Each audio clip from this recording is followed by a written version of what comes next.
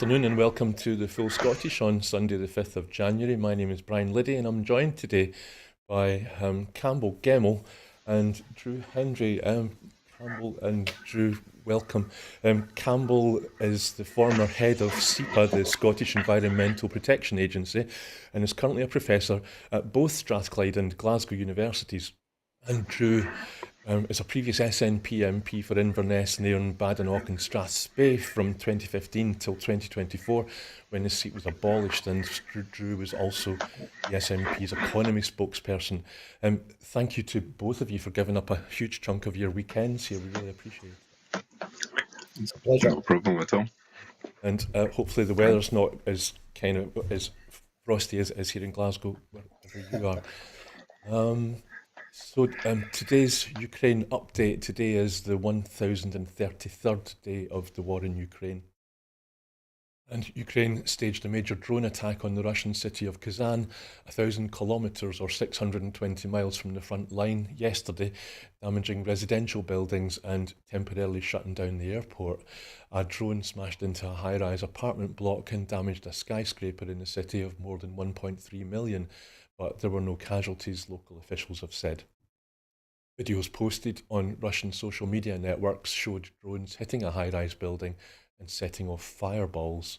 The Foreign Ministry spokeswoman, Maria Zakharova, said the two drones had hit a 37-storey apartment block and that Ukraine had been targeting an unspecified industrial facility, but it suffered no damage.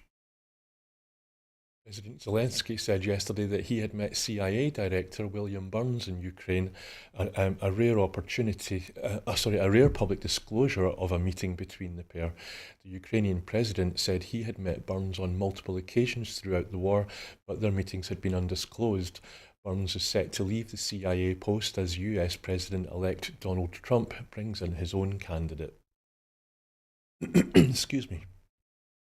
Russia's Defence Ministry said the army captured a new village on Saturday, yesterday, near the key city of Kurakov in eastern Ukraine, where Russian forces have made major advances in recent months. And the village of Kostianopolsky is about 10 kilometres southwest of Kurakov, an industrial town that is a looming Russian target. The Russian embassy in London yesterday described the UK's planned transfer of Ukraine of more than £2 billion backed by frozen Russian assets as a fraudulent scheme. Britain said in October it would lend Ukraine £2.26 billion as part of a much larger loan from the group of 7 nations backed by frozen Russian central bank assets to help buy weapons and rebuild damaged infrastructure. UK Defence Minister John Healey said the money would be solely for Ukraine's military and could be used to help develop drones capable of travelling further than some long-range missiles. So, Drew, I'll come to you first on this one. Is there anything that you'd like to say, or what take have you got on the situation in Ukraine?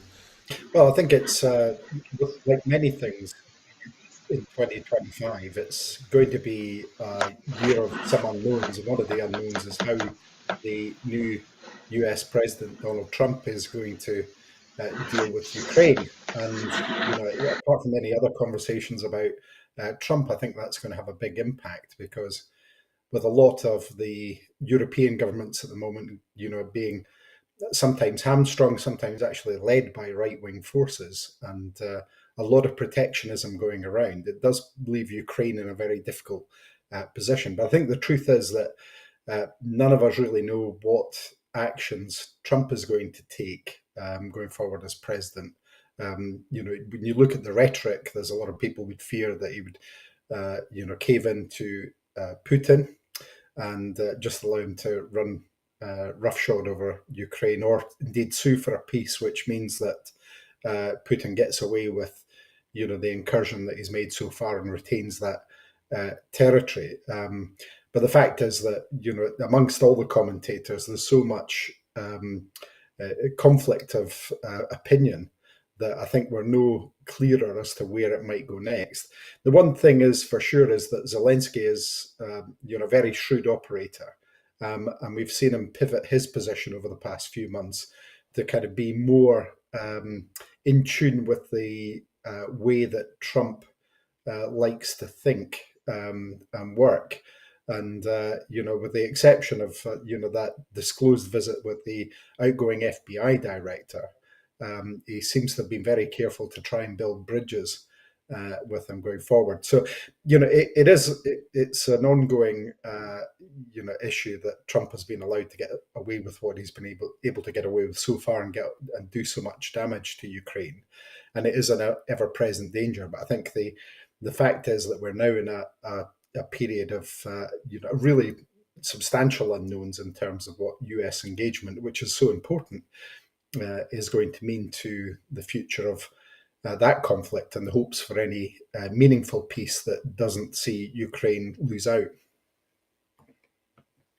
I've just heard that apparently I've just read out the wrong auto cues, the wrong figures there, so apologies for that.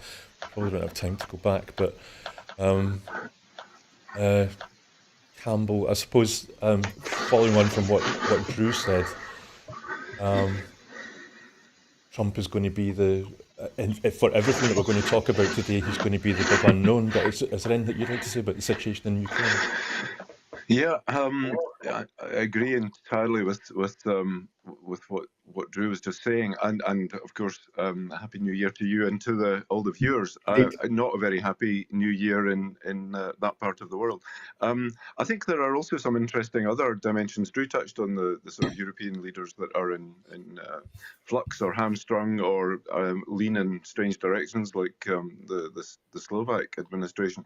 But it's important maybe to note that we're in the early days of the Polish presidency, the 6-month rotating presidency of the EU Council, which is the sort of third leg of the tripod of European government. And it's important, partly because Sikorski and some of the other leaders there are people with significant long-term experience of managing conflicts and diplomatic manoeuvring, and I think they will offer perhaps a slightly more robust line in terms of the EU's approach to Russia.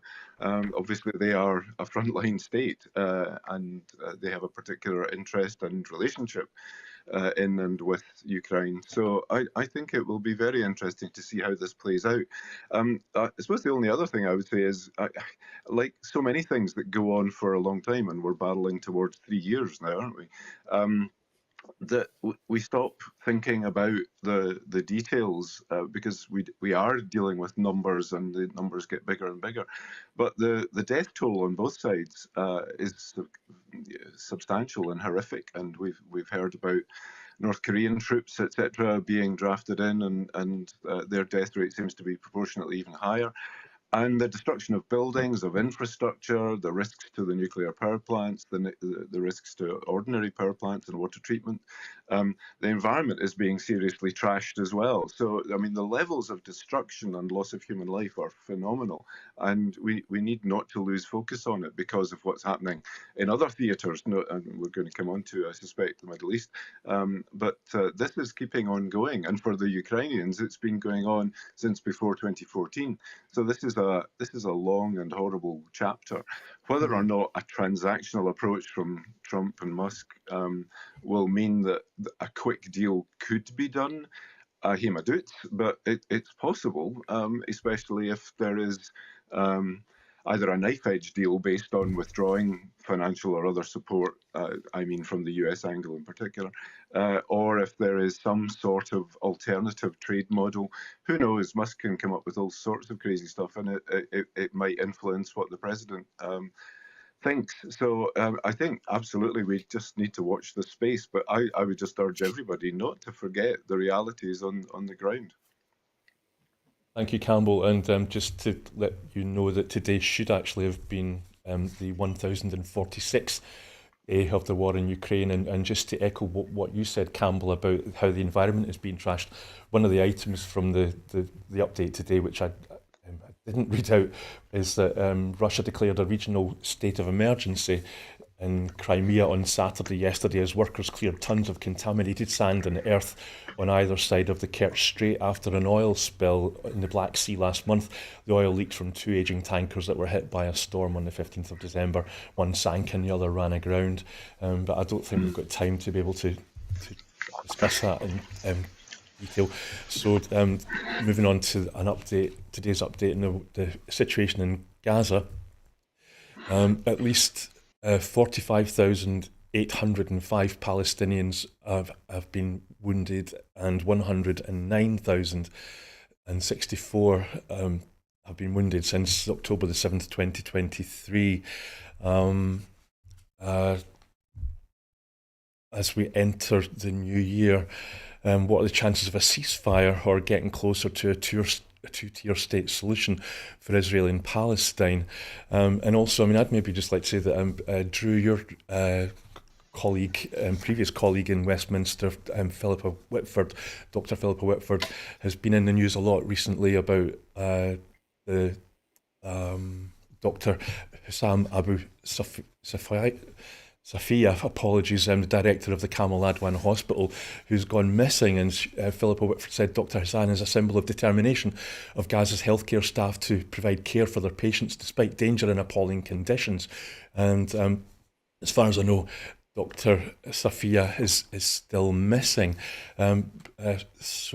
Campbell, I think it's your turn to answer first about what you think about the situation in Ukraine. Sorry, in Gaza. I'm so sorry.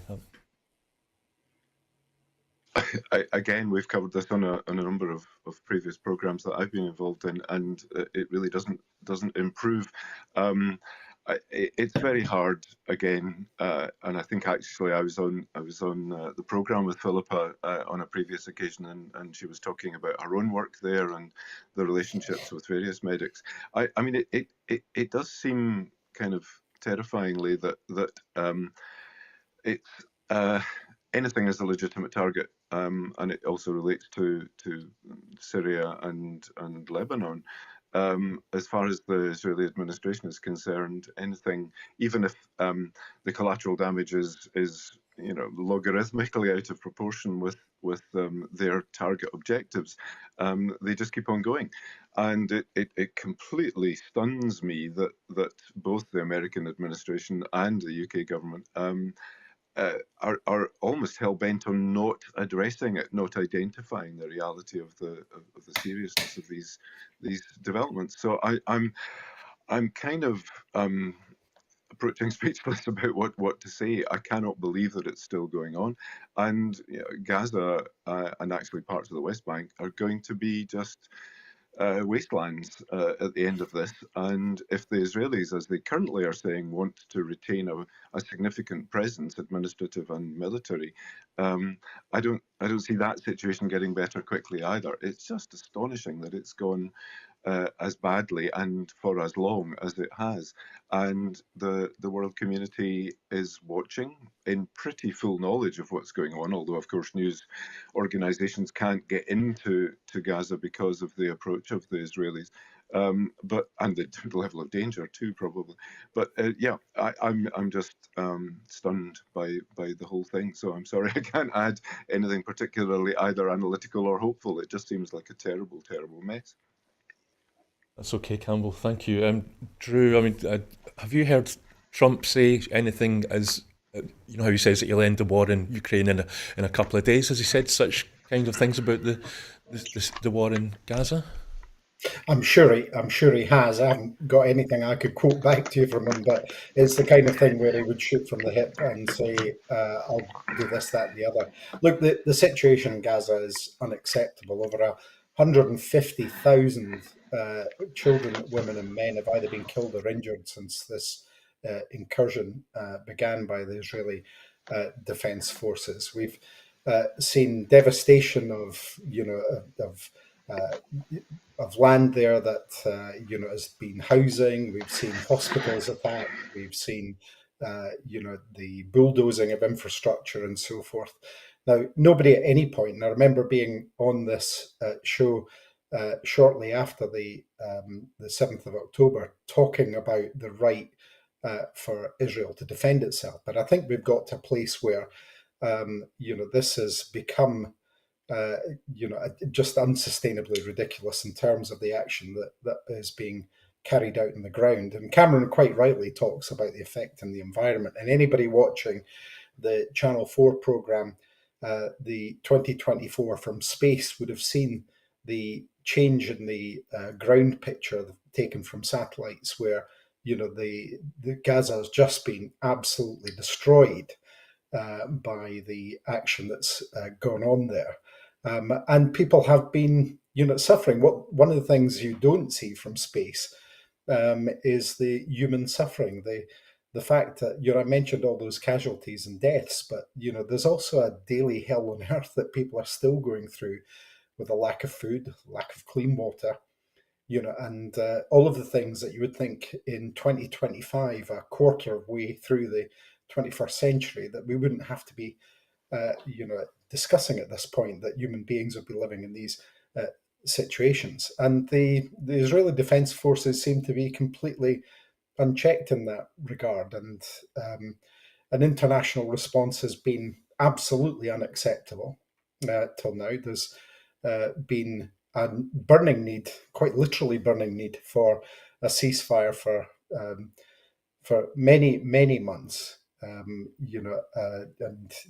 indeed over a year now, and it just hasn't happened. So when you talk about the hopes of intervention, yes, I think all of us have those hopes that something will happen to bring this to an end, but I think the expectations are probably very different, because you would have hoped that by now people would have seen that the sheer lack of humanity that's been on display in Gaza would have been addressed, but it's not, and this continues to this day. And I don't have any answers for you about how long this is going to continue and what's going to be the outcome. All I can tell you is that it's absolutely unacceptable in the 21st century for us to be witnessing this kind of suffering and this kind of devastation across Gaza.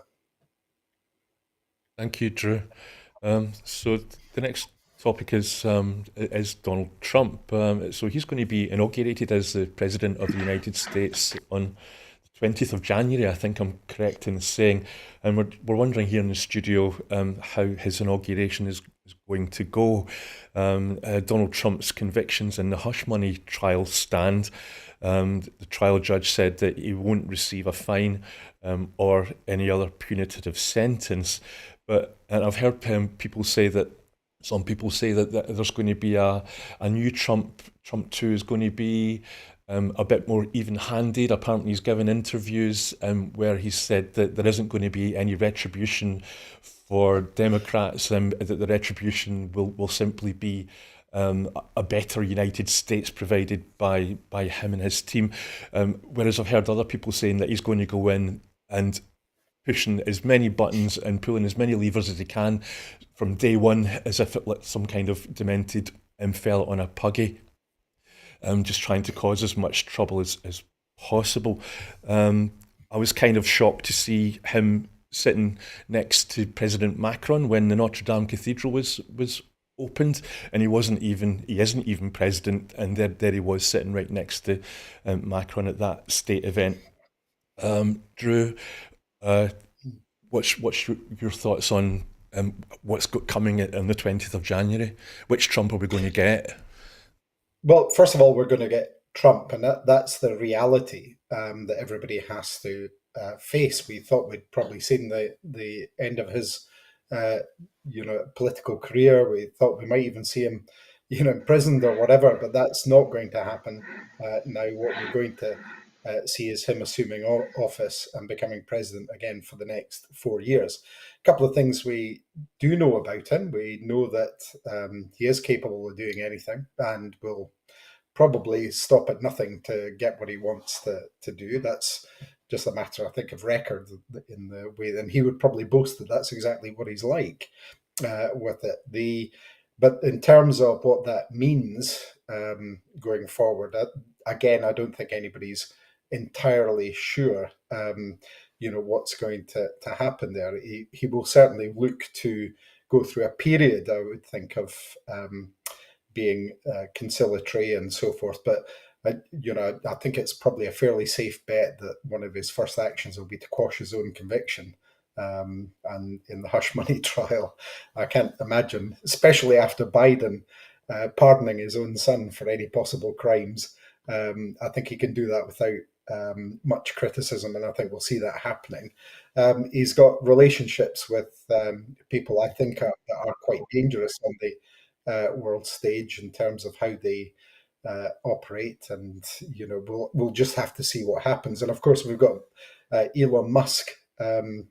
Now with an incredibly powerful social media platform, just getting involved in just about everything around anything controversial, and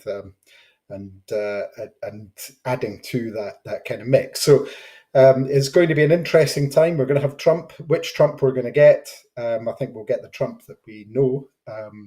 How he's going to act, I think, is very difficult to predict. Thank you, Drew. I think there's an adage that says that you get the face that you deserve, and maybe are we going to get the Trump that we deserve? Campbell, Trump said this week that the UK's attempts to move away from oil and gas to renewables was a big mistake. Do you think he's going to drill, baby, drill? Yeah, I think that's perfectly feasible. I think I responded on social media with the one word Egypt to that particular posting that he made. I find it very hard to be calm and rational in response to his irrationality. I think when Boris became PM, a lot of the traditional satirists, Rory Bremner, etc., in the UK said that satire was dead. Because we'd managed somehow or other to elect such a buffoon. Well, we, or at least the American electorate, a significant proportion of them elected Trump first time around. So it's not like they can say, oh, well, we didn't know.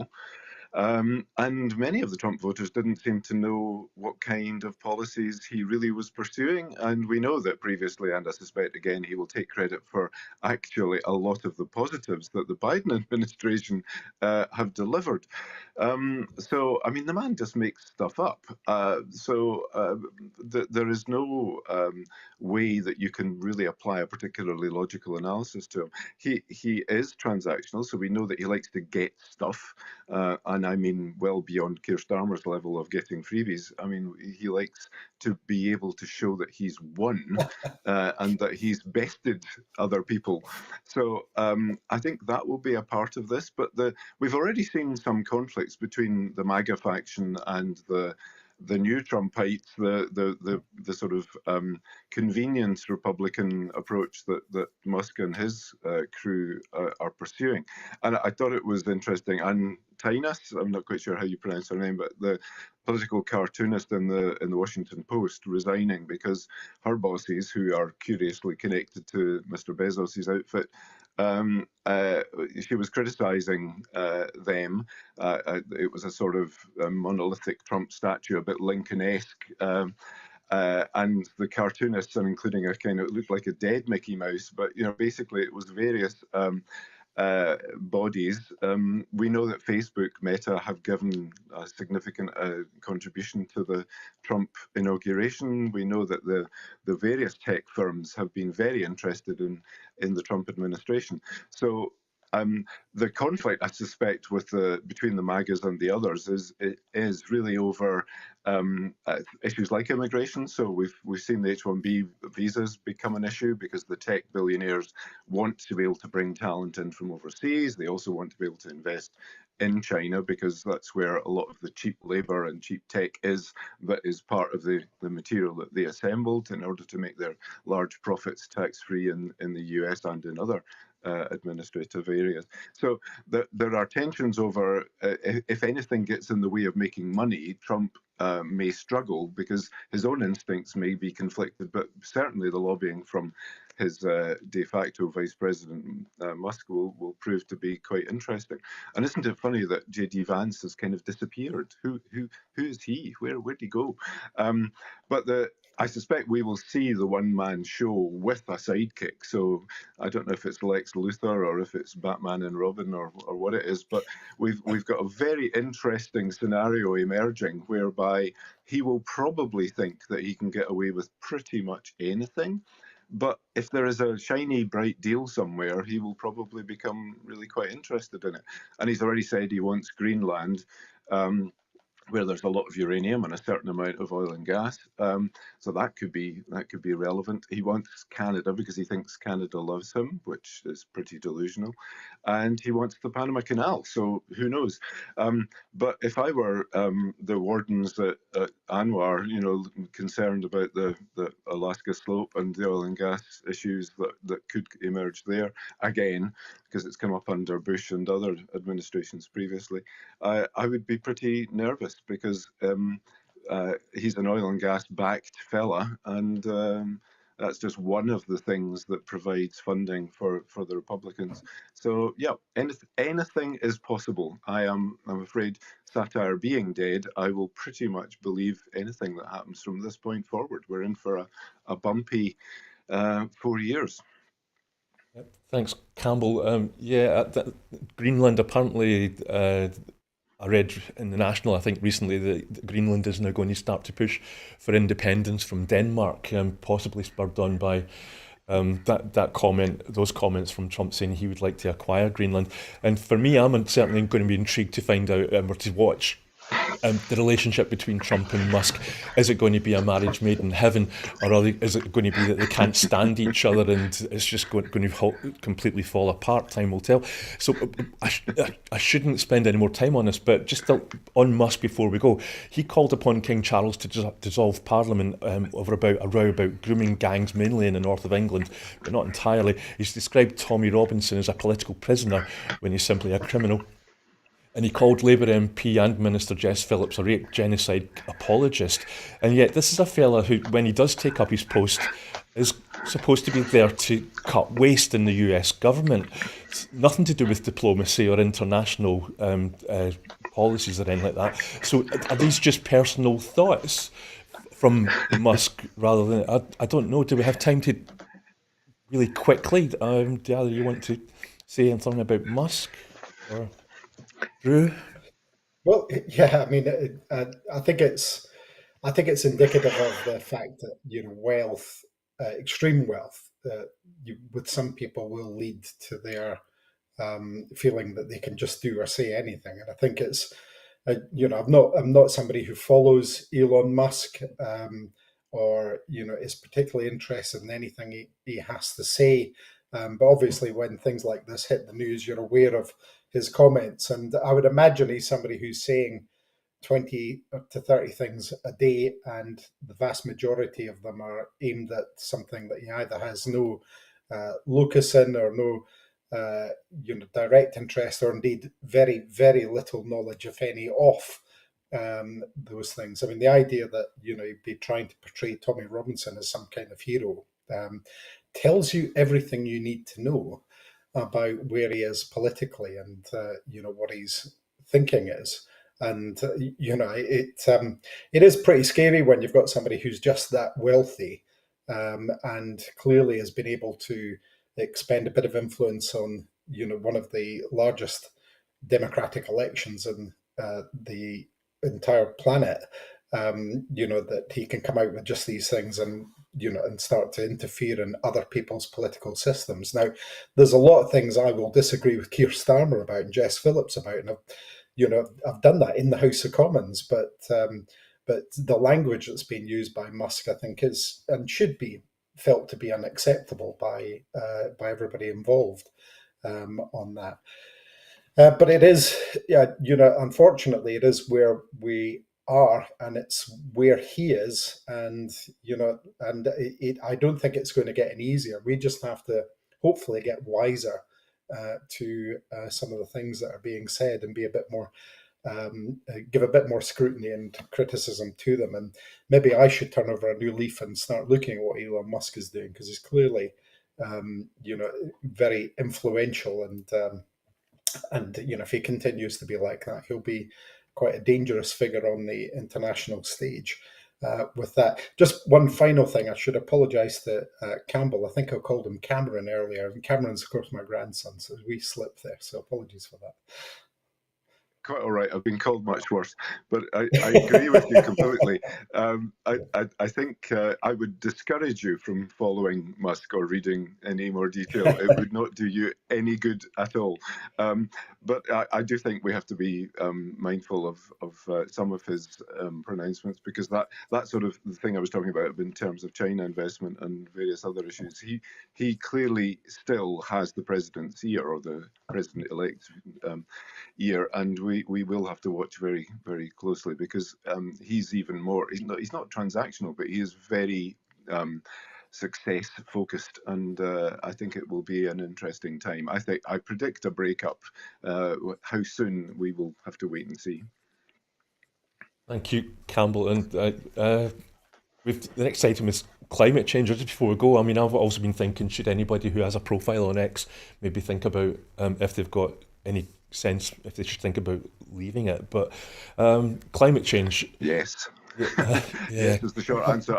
I have left, although I do check up from time to time using the web rather than my old account, which I deleted. I'd had enough. Particularly the trolling and the bots that were being used were becoming just shocking. Anyway, climate change, yeah. Yeah, if I could Well, I just move give on. you. No, I'll give you a wee run in here. So, climate change 2024 Okay. was the warmest year on record globally, and I believe that the last 10 warmest years were all in the last decade. Campbell, we already touched on Trump's criticism of oil and the UK wanting to move away from oil and gas. But what about with louder voices on the right attacking net zero objectives? Despite 2024 being the fourth warmest year on record, will there be a rollback on climate commitments, or is the direction towards net zero already set? Is Trump going to be successful, I suppose? The US has already pretty much withdrawn, sadly, from the IPCC processes and from any previous commitments. So I expect that to harden under Trump. To be honest, the US is important, but China and the rest of the world are more important in this particular context. I mean, Paris is dead in terms of the commitments that were made through that process, and I'm almost, well, I am tempted to say that COPs are dead. The Conference of the Parties. We had the 29th or whatever it was in Baku, and when you let the lunatics take over the asylum, you can be pretty sure the results are going to be poor.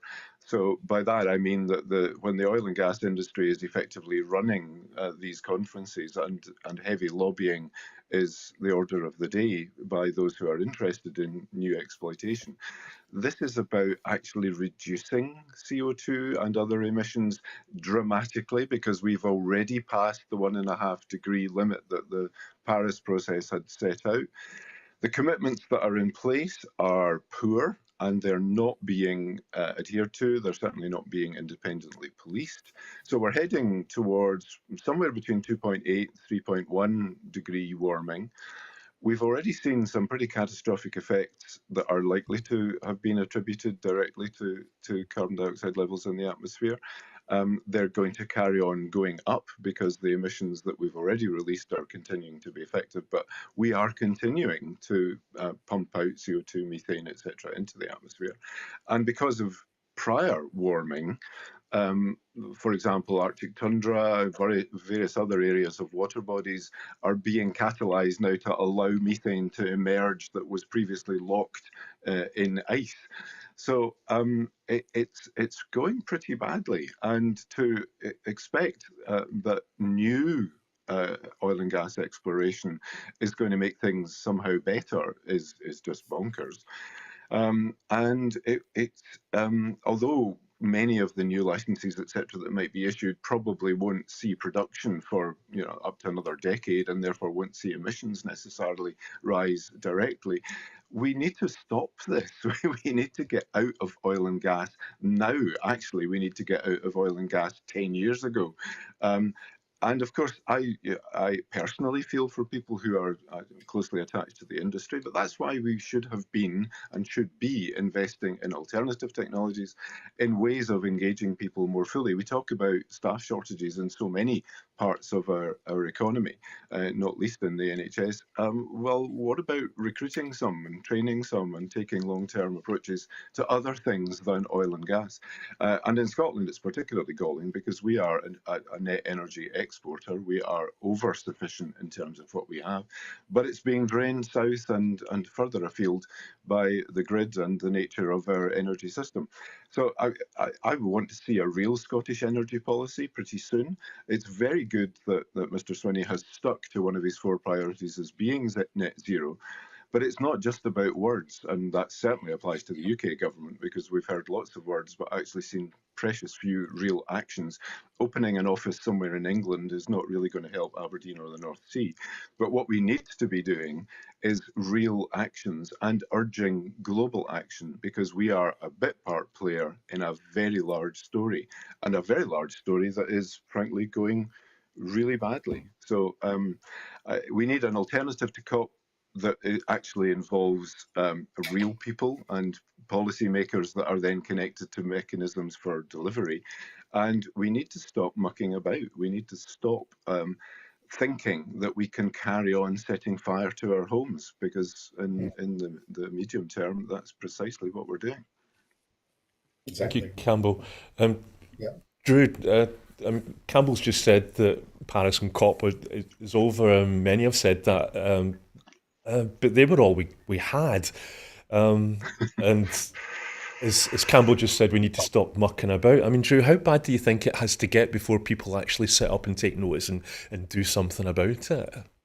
Well, I think it's already pretty bad, and people should be sitting up and taking notice. The part of the problem is there's a great deal of political revisionism going on, and when I say that, I'm not talking about parties, but actually a railing against the facts that we've been that have been explained and been proven to us. So for example, climate change is happening. It is a bad thing. It's going to continue to destroy our the climate stability.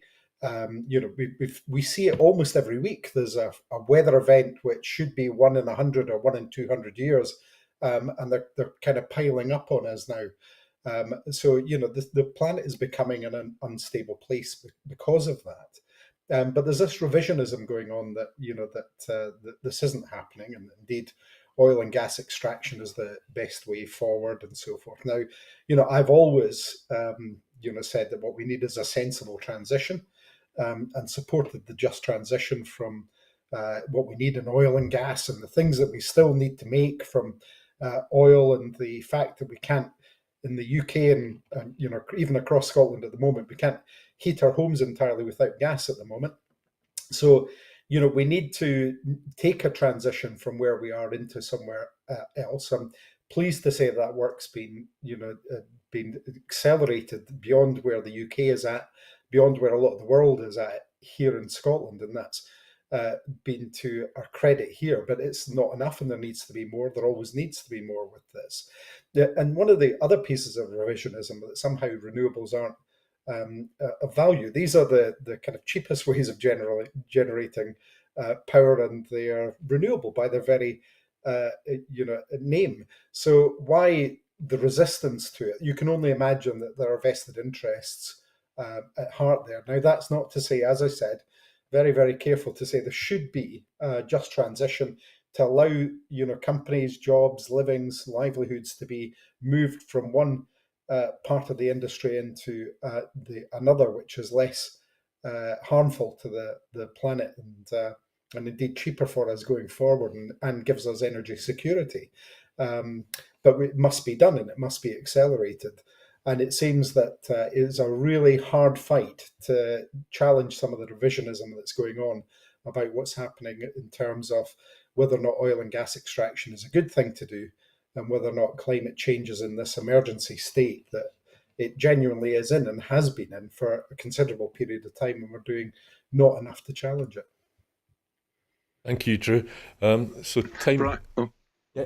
Yes, Oh, Campbell. sorry, Brian. No, I was go. just going to jump in very quickly. Some of your viewers may not have heard of AMOC or the Atlantic Meridional Overturning Circulation, as it's called, but they might have heard about a cold blob or something like that in the North Atlantic. And for me, that's one of the scariest things that is currently looming that we need to pay attention to. We're used to El Nino and La Nina in the southern hemisphere, but we have relied in Scotland and actually in Norway and in other parts of the northern hemisphere and the North Atlantic on what used to be called at school the North Atlantic Drift or the Gulf Stream. And it's the circulation of water, but above that circulation of water that brings warmer conditions to Scotland, to Norway, than would otherwise be the case. If you look at the latitude and compare it with the US or Russia, we are much milder. But the North Atlantic Drift has been slowing, but more importantly, what goes above it in the atmosphere, which is this AMOC, has also been getting, to use a non-technical term, screwed up.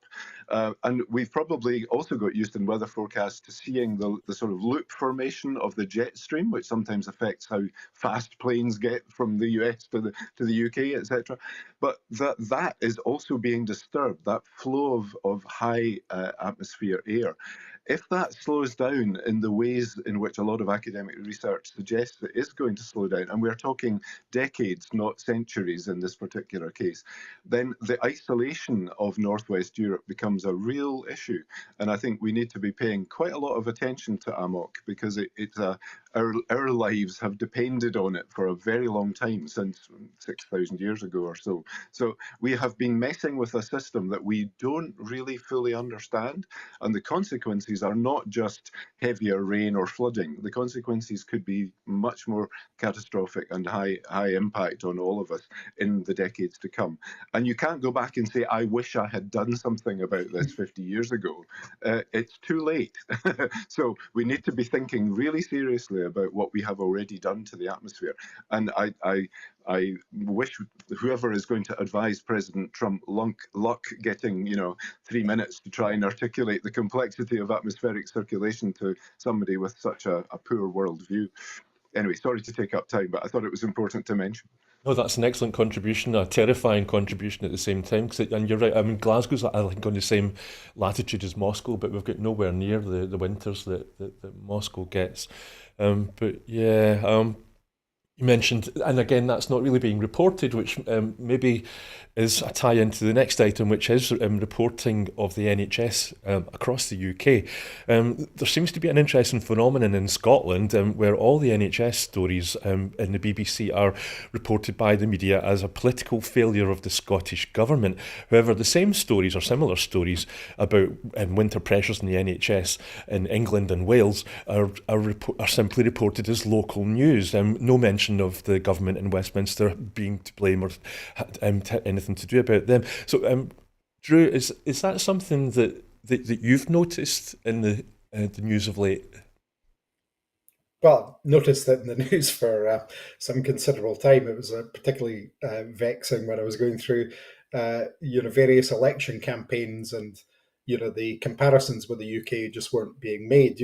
The most outstanding one is accident and emergency figures, for example, which are consistently performed better in Scotland than around the rest of the UK. And there's so many metrics where you can say, look, the Scottish NHS needs to do more. You always need to do more. That should always be the function of any institution or government that looks to look after people. It should try and do more with the resources it's got. It should try and cut down on waste. Should try and do better. Should try and make sure that people are informed better, that handled better, that things are managed in a better way. It should always try and do more, and there is always room to do more. That's just the fact of the way things are. But when you don't get compared on a fair basis with the other nations of the UK, who are found themselves under similar pressures, that is quite vexing, particularly when you're an elected politician and you're standing up and being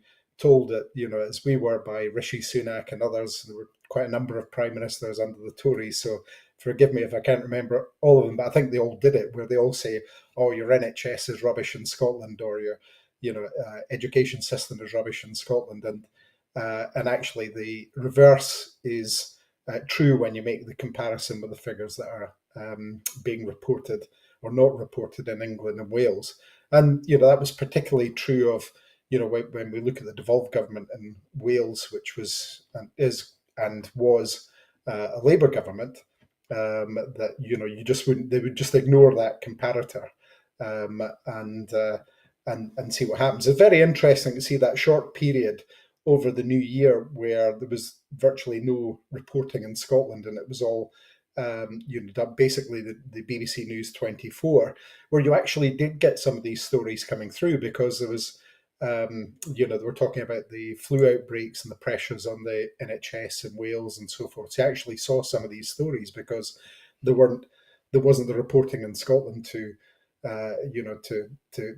kind of cover that space. So it was interesting to see some of that coming out, and I think it is an issue for us. That part of the issue is, perhaps we need, and I've always said this, I've been asked about things like this previously in this programme, there is an onus on us to make sure that we're being more proactive in Scotland about, what we're doing, and, perhaps just saying that, there are comparisons that we should make, and being a bit more alert to doing that when questioned. But there's no doubt about it that in terms of the goldfish bowl that has become the Scottish NHS, that there is, a real laser focus on anything that goes wrong, and perhaps not an acceptance of the many, many things that go right. And if I can just, give you one anecdote, I remember being out in, I think it was in 2019, and chapping on a door where a woman came to the door and said, "Oh no, I'm not going to vote for the SNP. I'm not going to vote for you because of the state of the NHS." And I said, "Well, tell me a bit about that." And through conversation, it turned out that the woman herself was a patient at Regmore Hospital in Inverness, and I asked her what her experience was like. She said, "Oh, I've been treated like a queen there. It's been fantastic, the service that I've got." And we spoke a little further, and we talked about where she got her sources of news from and so forth. And at the end, we shook hands on the fact that she was going to vote for me, and that, that things weren't quite as bad as she'd been led to believe. So there's a lot of power in the narrative, and I think it's one of the things that in Scotland we have very little opportunity politically to control that, or at least steer that narrative. That perhaps what we need to do is be a bit more proactive about it. The fact of the world is that I think the news organisations are always going to try and look at a bad story because it's an easy way of getting comment and reaction, and take that forward. But we should be in a place where we are getting better news that makes a better comparison, that really does do the things that they promise that they're going to do, which is actually come out with the facts and verify them and show us what the true situation is. Unfortunately, I don't think the resource to do that. I'm not entirely sure it's always, deliberate, but I think some of it is down to a resource issue as well. But again, programs like this do an awful lot to try and redress that balance and give a better perspective and perhaps a different angle to a story that does rounds in terms of Scotland and its performance. Thank you, Drew. Campbell, are you aware of this thing where an Scottish NHS story or an NHS story is reported differently? And surely, it's not just the BBC. It's the newspapers as well and the STV. Why? But take the BBC, for example. That's supposed to be UK-wide. Why would there be a difference in how items are reported? Yeah, it's a very interesting question, and a question I think we've probably tried to chew on before and still not quite got a credible answer to. It's ironic, isn't it, that we're actually better informed when STV and the BBC Scotland producers and reporters aren't giving us information. I find it very interesting, even for that wonderful right-wing rag, the Daily Mail, when you look at English editions talking about Scottish stories as opposed to the Scottish edition talking about Scottish stories, the NHS looks an awful lot better from the English issue than it does in the Scottish one. So there is something about the unionist domination, I suspect, of the certain parts of the Scottish media, with obvious notable exceptions like this. But it is quite stunning that, that's the case. And I think Drew made it more eloquently than I am, but when you talk to individuals, they talk about sometimes difficult experiences, particularly around DP access, but when they're actually in the hospital system, although they may have waits and so forth, which is an issue about staffing and also about acute peaks in the calendar, but they're very positive about their experience, particularly when it is elective processes and specialist treatment. So it's partly about leadership, it's partly about communications, and I do think our leaders need to communicate relentlessly, but they need the organs to be able to communicate into, and I completely get that there is very limited access to decent, objective, professional news reporting. But I find, everything from the World Service to Agence France Press, it's amazing how you can get international perspectives that are much more positive about what's happening in Scotland. Obviously, patchy Musk, you can't necessarily get much from that side of the Atlantic. But yeah, we need to be better at telling the stories. We need to have more access, and we need to just keep banging away at it. And the more that is done face to face, the better, I think, because people respond better to that than to these tabloid headlines, which they seem to be suckered by on a regular basis. Thank you, Campbell. So then moving on to the Scottish budget. The budget is going to be debated in Holyrood this coming Tuesday in the Scottish Parliament. Issues like child poverty and inequality are going to be key. The First Minister, John Swinney, has made it clear that if other parties don't support the Scottish budget when it does come to the vote, then those parties will have to account for why they've not supported it. It's going to put Anna Sarwar in a particularly awkward situation, since Labour in Westminster have around things like cutting the winter fuel payment for millions of pensioners, keeping the two-child benefit cap, and scrapping compensation for WASPy women. So, Drew, I'm going to come to you again first. I'm just wondering, have you got any gossip from your friends and colleagues in the SNP about what's going to happen when it comes to the debate? The vote. Is the budget going to get through?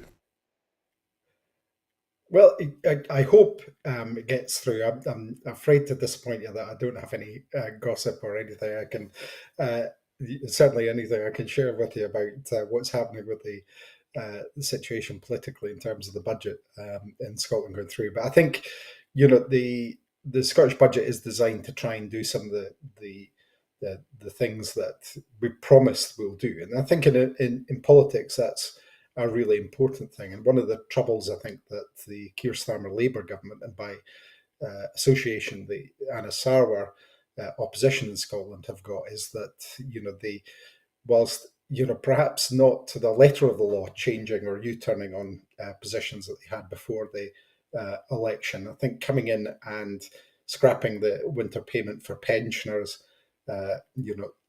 basically having led the WASPy women down the path of saying there should be some kind of compensation, and then ruling that out, and failing to deal with the two-child cap, the rape clause, which they've consistently said is odious and wrong. And yeah, it's fair enough to say that Starmer did say he wouldn't do that before the election, but certainly we aren't in the situation where Anna Sarwar was saying, and I think the quote is correct, "Read my lips, no more austerity." And I think we are literally getting that austerity writ large. That obviously impacts on the Scottish budget, as does all of the changes that have been made in the UK budget going forward.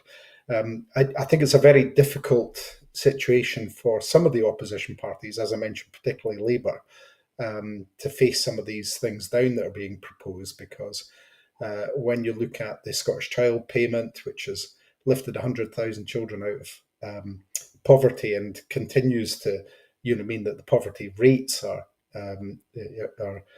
lower amongst children than they would be otherwise. And when you look at the winter payments and the other elements of the budget, which are real socially inclusive elements, I think it puts the Labour Party in particular in a difficult place in terms of voting against the budget. But look, politics is politics, and there's always a way of finding, a route to objecting to something. My guess would be that, like I say, I think it's going to be very difficult for the opposition to shoot down this budget, but we'll have to wait and see what happens. Thank you, Drew. Campbell, I think it's worth mentioning that all we know about at the moment is the budget that was announced is a draft budget. And Scotland, Holyrood can't publish its draft budget until after Rachel Reeves had published hers. They had to wait and find out what was in that before they could find out what they had to work with. And so now they're all in negotiations to kind of come up with what's going to be the final budget. But the Green Party in Scotland recently said that they're willing to perhaps join into another Butte House agreement. I mean, nothing to do with the budget. But do you think that is maybe a good sign that the budget's going to get passed by pro-independence parties? If that were the case, I think that would always be a good thing. The Parliament was designed around processes of collaboration rather than division, and not a Westminster but a European parliamentary model. So I would always hope that there would be policies that would command broad support. And I have to say, I'm very glad that in earlier times, a lot of environmental new law was supported by all parties.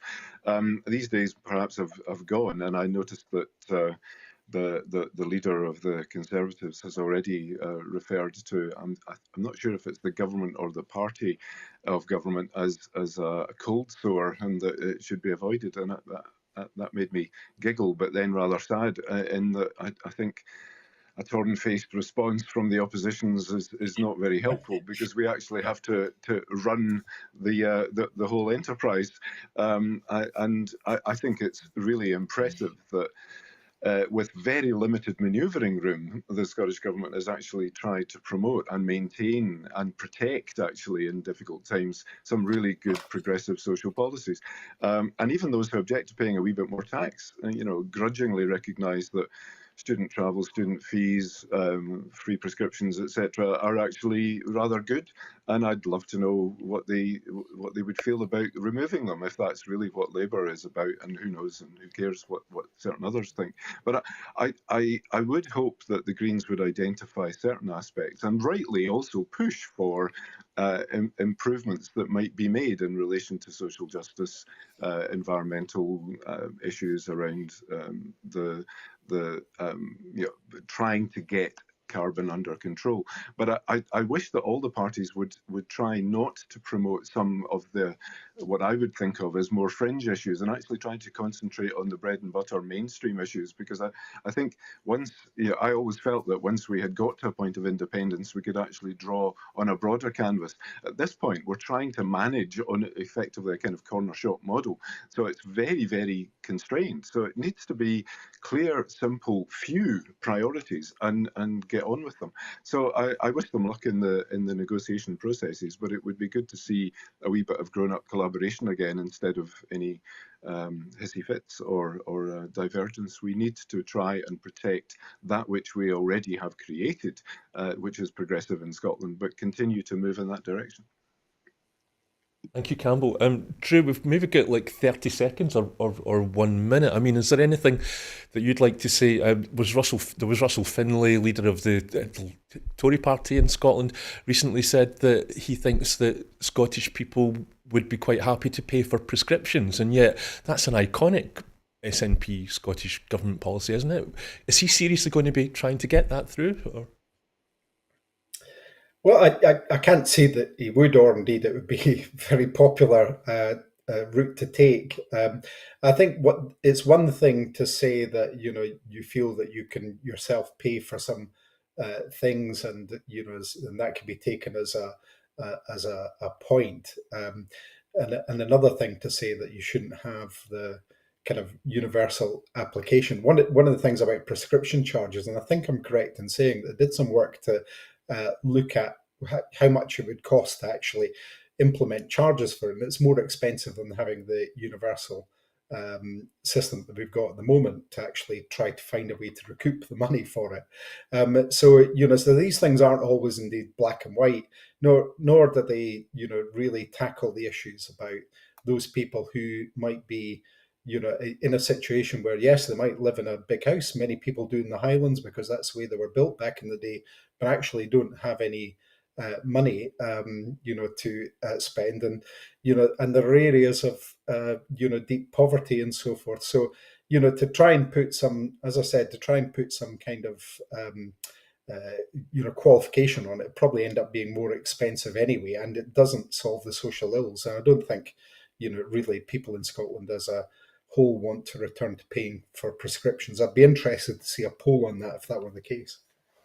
Thank you, Drew. And of course, there was the open letter from the First Minister recently asking for clarity about the increase in national insurance charges for employers that was sent to Westminster, which is also relevant here. But we've ran out of time now, and so that's it for this week's Full Scottish. But before we go, I just want to remind you that here at Broadcasting Scotland, we depend on your generosity. So to everybody who has donated, and to anyone who has signed up to make a regular monthly payment, we thank you very much. We raised £20,000 from April to the end of 2024. That's £16,000 short of our £36,000 target. We've had to borrow £12,000 to enable us to pay our bills to survive, but the pressure is still on, and we need to find enough regular donors to give us financial security. We face costs of about £4,000 every month. And we receive donations of about £2,500, for which we're hugely grateful. Yes, we need more regular subscribers, but we need to clear our debts as well. You know that our programmes will always be free to view, but if you can afford £5 a month, please do consider becoming a Broadcasting Scotland supporter, or please donate whatever you can afford. But I'll just say thank you to both of my guests. Thank you to Drew Hendry, and also to you, Campbell Gemmell, for giving us all this time and your views. I hope everybody stay safe out there in the ice. Don't put any more pressure on the Scottish National Health Service as it is already. And we'll see you next week with Scotland at 7. So thank you and goodbye. Goodbye. Goodbye.